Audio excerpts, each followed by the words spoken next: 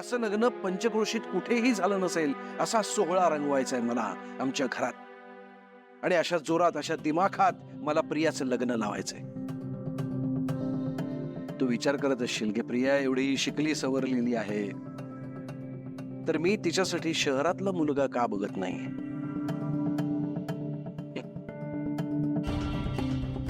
नंदी, तुम्ही सगळेच मला आता जवळचे आहात, या घरातले आहात, म्हणून तुला एक गोष्ट सांगतो. माझी एक मानलेली बहीण होती, अहिल्या किर्लोस्कर.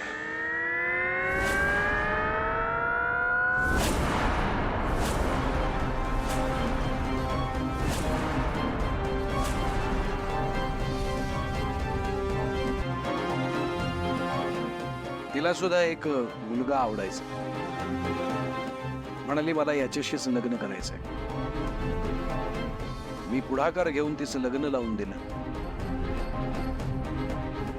मला वाटलं होतं अहिल्या लग्नानंतर इथेच थांबेल. अहिल्याला व्यवहार, व्यापार यातलं काही सुद्धा कळत नव्हतं, कशाची कल्पनाही नव्हती. पण तिच्या डोळ्यात काहीतरी मोठं करून दाखवण्याची जिद्द मात्र होती. आणि त्याच जिद्दीसाठी मी तिला सगळं शिकवलं. सख्ख्या बहिणीपेक्षा जास्त सगळं ज्ञान दिलं. ती गेली तिच्या नवऱ्याच्या मागे तिची स्वप्न पूर्ण करण्यासाठी, मला इथंच सोडून. तिच्या मागे तिच्या भावाचं काय होईल याचा विचारही न करता मी तिला खूप थांबवण्याचा प्रयत्न केला. समजावलं, विनंत्या केल्या, हात जोडले, पाया पडलो. मरेपर्यंत तुझ्या बरोबरच राहीन असं म्हणायची, पण नवरा आणि भाऊ यामध्ये निवड करण्यामध्ये तिने गल्लत केली. तिनं विश्वासघात केला माझा. त्यानंतर मी तिचं तोंड कधीच पाहिलं नाही, पाहणारही नाही. भावा बहिणीमधलं नातं तिनं तोडून टाकलं. मला माझ्या प्रियाला आता गमवायचं नाहीये.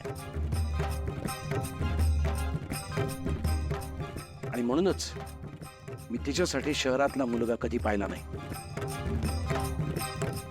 प्रियाच्या बाबतीत मला कुणावरही विश्वास ठेवावा असं वाटत नाही. माझा तुझ्यावर विश्वास आहे नंदी.